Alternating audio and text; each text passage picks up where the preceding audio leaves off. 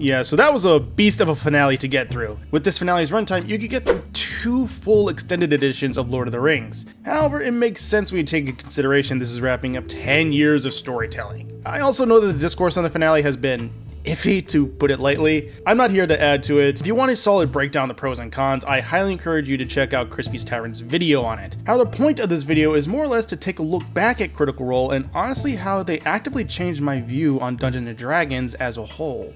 Over a decade ago at this point, I started with Pathfinder 1st Edition. 4th edition was still a thing, and D&D Next had not yet been announced, which would eventually become D&D 5th edition. So basically, I started with the 3.5 rule set, and eventually I wouldn't even play D&D 3.5. The way my initial group played was fairly straightforward. Characters existed more or less to explore the plot. Backstory motivations were generally means to explain how they got their abilities and why they are on said adventure. That being said, you could have side motivations that you would be exploring during downtime, but they were rarely the main focus. Such as I once had an elf gunslinger who was focused on making a revolver and would during downtime work with a blacksmith to develop the technology, which was basically the extent of that character, and the same extended to others. Sometimes a player's backstory would come up via people looking for others or as a boss, which were really fun encounters and fun moments. Mind you, it sounds like I'm railing on this style, but I'm not. I had a lot of fun with it at the time, and look back on those moments fondly. Well, before I remember that one time a DM ran a DMPC who he made the new Emperor in a Warhammer setting, but that's besides the point. What? I was new and had no idea what to look for. The point is, I'm providing context for my view of D&D at the time.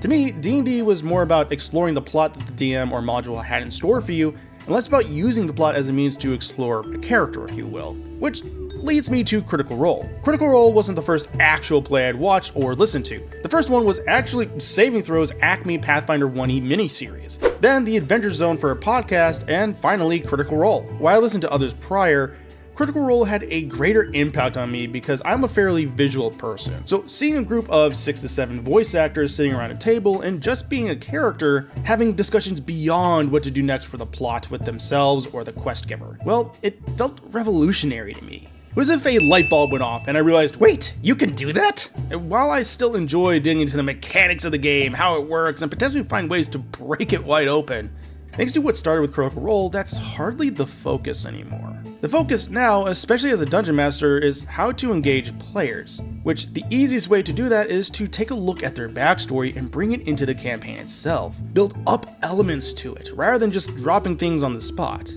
and even adjust pre-written adventures accordingly.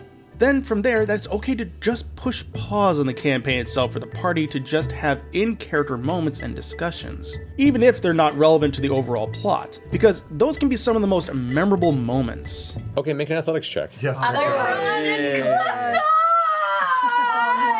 time! Sail!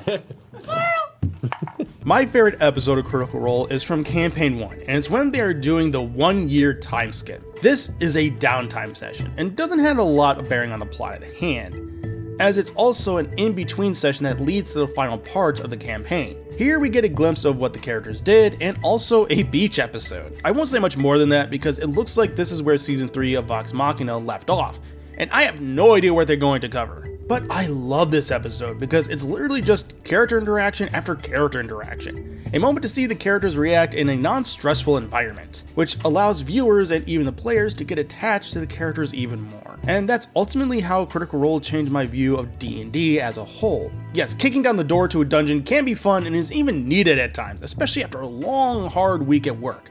However, the D&D can be a means for the DM to offer up a plot that the players can explore, and then in turn for the players to also explore their characters. In other words, it showed me that D&D can be communal improvised storytelling. So yeah, not much more to say other than that. I guess I'll end it here. Thank you all so much for watching, and I'll catch you all next time.